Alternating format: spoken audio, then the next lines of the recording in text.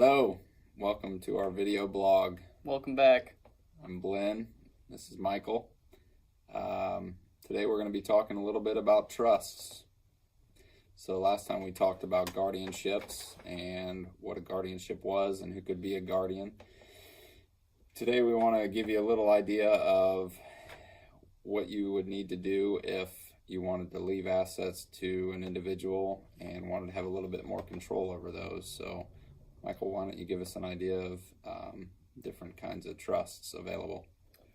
So we discussed last time guardianship. The guardian can control assets of the minor child up until the age of possibly 21.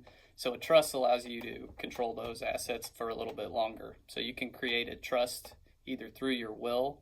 You can create a trust while you're living. There's two different types of trust. One of them would be a revocable trust, and one of them would be an irrevocable trust.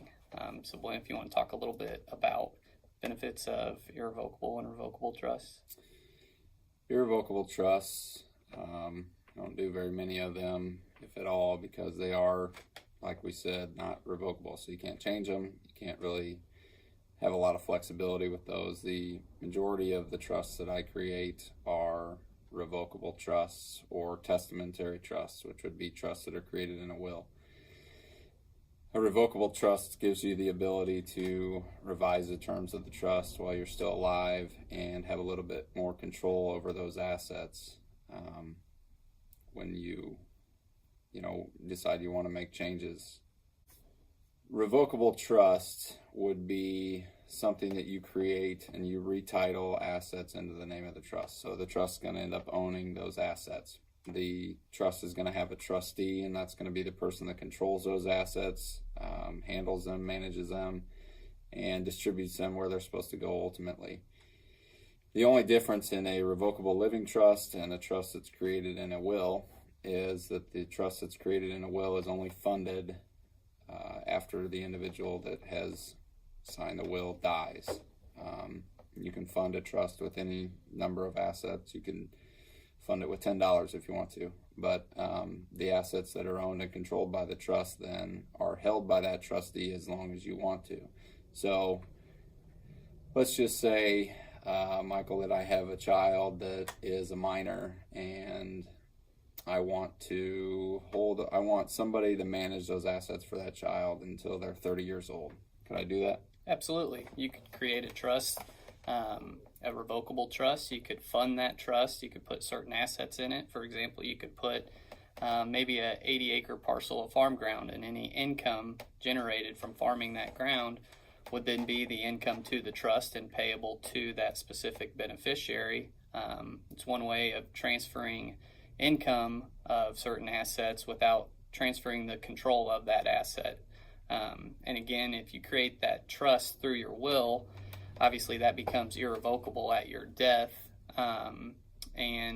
What it comes up a lot of times is exactly that example I just gave, is farm ground. People want to control their farm ground long after their death. So one way to kind of protect assets after your death is creating that trust and then providing for a way for that income generated off of those trust assets to be distributed. And again, those can be distributed to your children, your grandchildren, other individuals that you believe appropriate to receive some kind of income. So that would be a situation where I want to maybe keep my assets together. I don't want somebody to sell those off. A trust is going to protect those assets also from creditors. It's going to protect them from themselves. It's going to give me a little bit more control and the dead hand, if you will. I remember that from law school. My estates and trust professor always called it the dead hand because somebody's controlling it from the grave. But there's a lot of reasons that you would want to do that. There's a lot of reasons you would maybe want to create a trust, and gives you a lot of flexibility because you can ultimately determine when and how those assets are distributed to the people that you want them to be distributed to. So that's just a very brief primer on trusts. There's a lot more information out there. If we could provide any of that to you, we'd be happy to do so. Anything else you want to add on that? The only other thing I think I would add is whenever you're thinking about creating a trust, think about that individual or individuals that you might want to act as the trustee. In our last guardianship video, we discussed who would be the appropriate guardian for the minor child's person or their estate.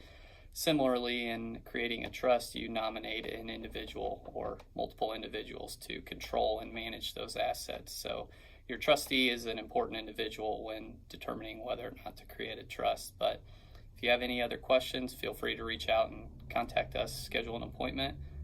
We'd be happy to assist you. I agree with that. So that's it for now.